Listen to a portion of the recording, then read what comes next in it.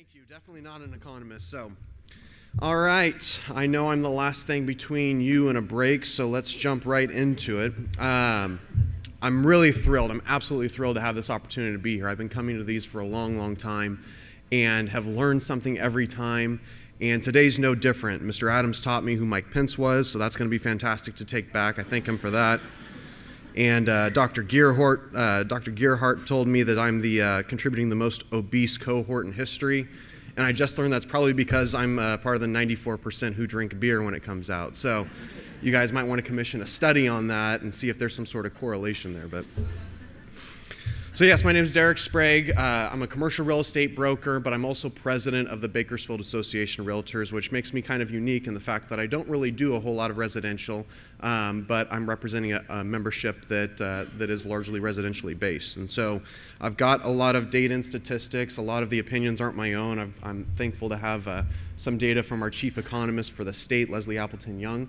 And I brought some of her stuff with me here. So green button seems like it's the best thing to move forward with. So the first thing I want to lead off with was to compare what's going on statewide in housing as it relates to Kern County. So statewide, there's been strong growth in the median price. If you look at the price for a home in California, the median price as of January 2018 was $527,800 for a home, which is up from last year, the year before, which was $491,000, close to $492,000, but still below the peak back in May 2007, which was close to $600,000.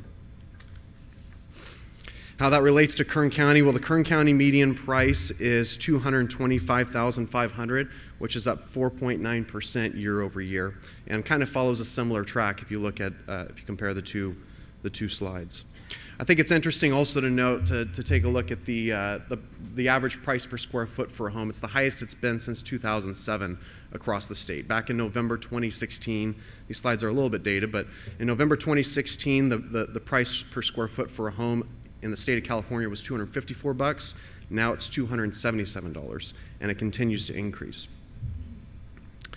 If you look at the home sales, just in terms of units across the state, we're off to a slow start, but still within what we're forecasting for the year. Sales started off, as of January, down close to 3%, and Kern County followed a similar track. Kern County sales were down 3.8% year over year.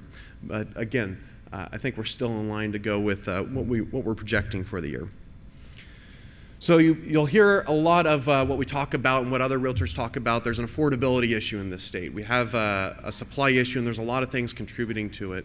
The monthly housing affordability index is something that we track that measures whether or not a typical family who earns the median income can afford a typical home based on regional data.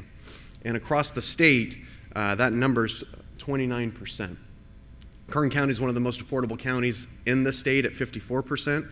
But it doesn't change the fact that every county in the state is still below the national average. So there's a couple contributing factors to that. One of the things that we look at is something called the unsold inventory index.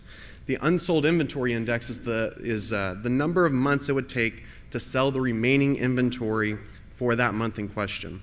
And you can see that we've had negative growth in the unsold inventory index for the last couple of years. That unsold inventory index is sitting right between 2 and 4% statewide. On the long run, we've been tracking this since 1988. It's had a low of 1.3 months back in April 2004 and a high of 18 months back in 1991. But on the long run, it averages close to 7 months. So you can see how long we've been below the average, and that continues. There's nothing in sight that's going to change that. Kern County's a similar track. The Kern County Unsold Inventory Index, 2.9 months. If you look at Kern County in general, I was talking to some of my colleagues, and they said there's sort of a difference between houses that are $250,000 and lower and houses that are $300,000 and higher. If you look at houses that are $300,000 and higher, that's a lot of the new construction, and it doesn't move as quickly as the $250,000 homes and lower. So what else is going on? Well, longtime homeowners aren't moving like they have in the past. It could be a couple contributing factors. They might be wary of taking a capital gains hit. Maybe they're enjoying low property taxes right now that they don't want to lose. Maybe they have a low rate on their current mortgage that they don't want to walk away from. Just a demographic shift. A lot of people my age are living with their parents as opposed to going out and becoming homeowners. So, and then simply, where can I afford to go? When we're looking at this affordability issue across the state, if I sell my house, what am I going to do? Just go buy another house that's really expensive. So we've seen a very low turnover of homes. What else is contributing to it? Well, just as we're talking about mortgage rates have surged in recent weeks. We've seen growth in the last 8 weeks in both the fixed rate mortgage as well as the adjustable rate mortgage. And that's going to have a big impact on affordability as well, as it makes it more expensive to have a payment, and less people are going to be able to afford homes here. So this chart here tracks several years up to the last 8 weeks and then shows the growth in mortgage rates for the last 8 weeks. So the Tax Cuts and Jobs Act. You might have heard our Realtor Association come out and voice some concern over what was going on with tax reform. And it's not necessarily that we had any sort of opposition to tax reform. As a matter of fact, we're very much for tax reform. But the issue was more so in the fact that we didn't want it to be on the backs of home ownership. Our association believes in building strong communities around home ownership. And I think that when we looked at it, by doubling the standard deduction, it minimizes the value of the mortgage interest deduction. And that's what we think we're going to see, and that'll impact affordability. If the tax incentives of renting are the same as the tax incentives of owning, it really diminishes the value of owning a home. And so, if you look at what's been done by setting a high bar on the mortgage interest deduction, by setting a cap on property taxes and real estate deductions, that really impacts our state more so than other states. We've got this high median price that ultimately is going to have a negative impact on sales, on prices, and on inventory. So our chief economist, she put together her forecast, and then December came, tax reform got voted on, she had to put together a whole nother forecast. So presenting both forecasts from our state economist here.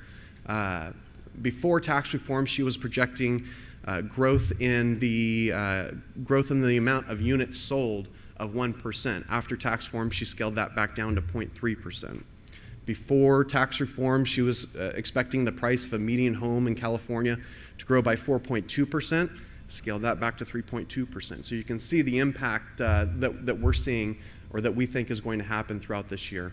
But most importantly is that housing affordability index. We think by the end of the year, only 26% of Californians are going to be able to afford a median priced home, and it's not getting any better. So that's something we're really concerned about. We're trying to do some things that we can control to throw out there to offer some solutions, but it's something that's really concerning. I'm not the only president of an association of realtors here in our county. We've got a couple associations of realtors, so I reached out to some of my colleagues to ask them about their market. Debbie Dibble, who's the president of the Ridgecrest Area Association of Realtors, was really optimistic about what's going on in Ridgecrest. They're really excited about the growth in the naval base and how that relates to housing, but she echoed the same concerns. Inventory is an issue. They don't have enough houses, and that's something that they're continually striving to try and develop more inventory of houses out there. Also, Tehachapi, my colleague Beth Hall up in Tehachapi was optimistic about their market as well, that they're seeing growth in Tehachapi, and they're excited about what's to come. So overall, I think that if you talk to colleagues both within Kern County and across the state, everyone's excited about how this impact of job growth and how the impact of housing continues to stable. We're not seeing highs and lows one way or the other, but I think that there's that stability also comes with the fact that there's not a whole lot of homes to sell, and it's a little scary. So now the exciting part is I get to talk about stuff that I'm a little bit more qualified to talk about. So my business also, I focus on agricultural sales, industrial sales, retail sales. And so I took a look at some of the stuff and just wanted to briefly touch on some of the other markets, since this is a real estate update and not just a residential update. So when it comes to ag, if you hear any stories about ag over the next year, it's probably going to be about water and about the impact of the Sustainable Groundwater Management Act. This is affectionately known as SGMA. SGMA was signed into law back in 2014 statewide, and it's basically forcing water stakeholders to come together and come up with solutions to prevent groundwater basins from being overdrafted.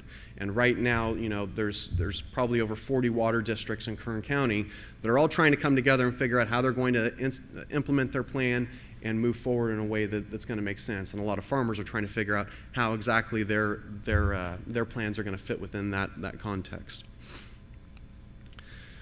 So I took a look also at some geographic information systems data, GIS. If you're not familiar with GIS, it's really powerful stuff. If you're interested in it, I'm sure my colleagues at Cal State will put together a tuition plan for you to go out and learn all about it.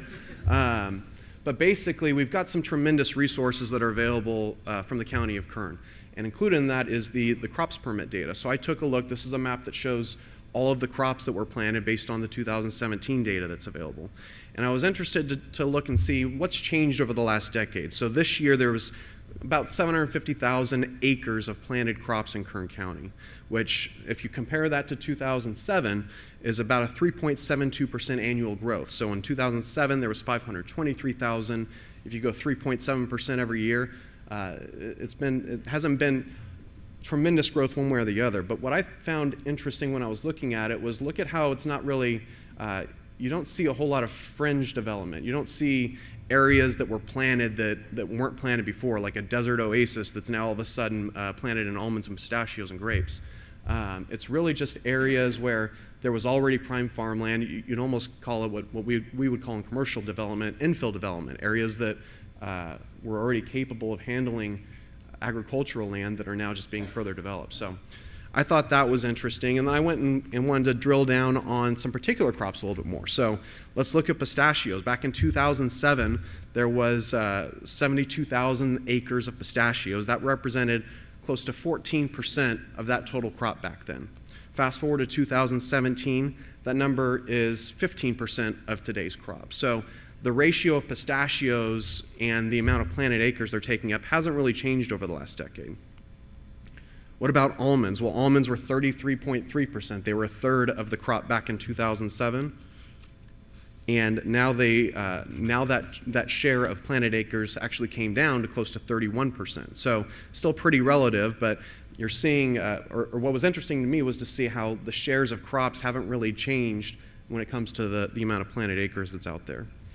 And then surprisingly, grapes. So here's what the grape crop looked like back in 2007. It was 5% of that acreage back then.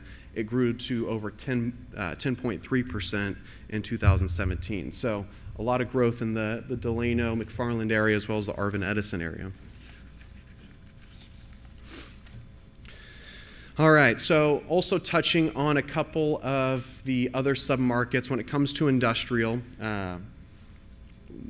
There's a lot of development success, and I think in all the other submarkets. So with industrial, I looked at some data from CoStar. CoStar is one of the leading real estate research companies. They're tracking 26 million square feet of industrial here in Bakersfield. And based on their data, they say that the industrial vacancy rate is 4.3%, and that rental rates here in Bakersfield are about 53 cents on average. Now, Southeast Bakersfield is a little bit of an outlier on that data, so if you take that part out, you're looking at industrial rental rates that are closer to 60 to 70 cents a square foot. So, if you look at the development success, Tahone's done an incredible job with bringing in IKEA and Caterpillar and Famous Footwear. Dollar General's out there. Wonderful's in the industrial development business with their 2 million square foot Ross building. 1.8 million square feet is leased to Target. American Tire Distributors has 1 million square feet. And then Wonderful's also developing 160 acres out near Meadows Field and another 80 acres out in southwest Bakersfield. So we're seeing a lot of development success when it comes to industrial, which is really encouraging. And I think part of that goes back to coming to these events and hearing about the opportunity that Kern County has when it comes to industrial and distribution. I see Barry here, and I remember seeing him speak when he was talking about the impact of being able to reach a bulk of the population in a one-day trip with the ability to go east on 58, north on 99 and I-5, and be able to go back down south in a way that really has affordable rents. And I think some of our developers are doing a really good job of sending that message, and hopefully it continues to grow. So then office. CoStar's tracking about 14 million square feet of office space here in Bakersfield, and the office vacancy rate, according to their data, is about 6.7%. And if you look at rental rates, they average about $1.54 square foot. The 2.3 million square foot University Center submarket is the highest rental rates that you'll find in this area. The office rental rates are closer to $2. Retail rates are closer to $3 a square foot. And so there's a lot of that's where we're seeing a lot of the demand and a lot of development success in office as well. The Seven Oaks Business Park has got some great new tenants out there. Really excited and proud to see Valley Children's Specialty Care Center building out there on Stockdale Highway. And so there's a lot of exciting things when it comes to the office market, and a lot of it is medically driven, but nonetheless still exciting. And then in retail, so CoStar's tracking 22.6 million square feet of retail space, and they think the vacancy rate for retail is about 5.8%. And what's that mean when it comes to rental rates? Well, rental rates on average are about $1.13 a square foot. I think I'd probably tell you that there's a big discrepancy between new construction, maybe west side development rental rates, and existing rental rates outside of that, because rental rates for retail that's maybe newer or maybe in an area of higher demand are closer to $2.50 to $3 a square foot. So, the high end of that average is really driving the low end. I also I was speaking. There's a lot of new retailers that are coming into town. It's really exciting. You see the Boulevard is fixing to open up, which is a new bowling alley over by Timbler. The Studio Movie Grill, which will give me the opportunity to drink the beer that my colleague talked about while I watch a movie. And then I was talking to my colleague Josh Shirley over at Cushman & Wakefield. He was talking about some of the other retailers that are opening or coming to town, including Texas Roadhouse Grill over at the mall. Ross and Dollar Tree, I believe, just opened over off Olive Drive. And I think Old Navy is moving into the Gosford Village over there off Gosford and Coffee for their first non-mall retail storefront. So it's exciting to see retailers look at us. I know there's a couple more that are close to signing leases, and it's exciting to see all these things come together in a way that sees our retail market grow. So I wanted to wrap up with some of the feedback from our chief economist to bring that back around as to what we expect for 2018. And that's, we're expecting job growth and the economy to grow throughout the year for our state to outperform that. Maybe it won't. There's a lot of what she calls slow-moving disasters when it comes to our state. So if you look at this housing affordability crisis and how that could weigh into things, if you look at the impact of pension funds and whether that comes around the corner, boomers not being prepared to retire, millennials and student home loan debt, skewing of income distribution, maybe institutions getting into the residential ownership business. There's just a lot of things that are right there on the horizon that could completely change the economist point of view and throw a curveball into it. So, at this point, based on everything that we're looking at, things look like they're continuing to grow at a normal rate, but any one of those could be a challenge. Rates will continue to rise. We're expecting them to rise throughout the year. Affordability continuing to be an issue. See if you can get some of my, for those of you that are housing my friends, my millennial friends that are still living with their parents, they can stay, but anyone else that I'm not friends with, you probably need to start pushing them into becoming homeowners. We'd certainly appreciate that. But my friends, they can stay as long as they need to. And then formerly owner-occupied units now becoming rentals. I think we're starting to see a trend where there's, we certainly don't want to be a nation of home renters. We want to be a nation of homeowners because that relates to being a strong community. But we're seeing a lot of people now converting over into rentals. And so we're keeping an eye on that. But overall, we're excited for this year. And that's all I have to say about that. It's all yours.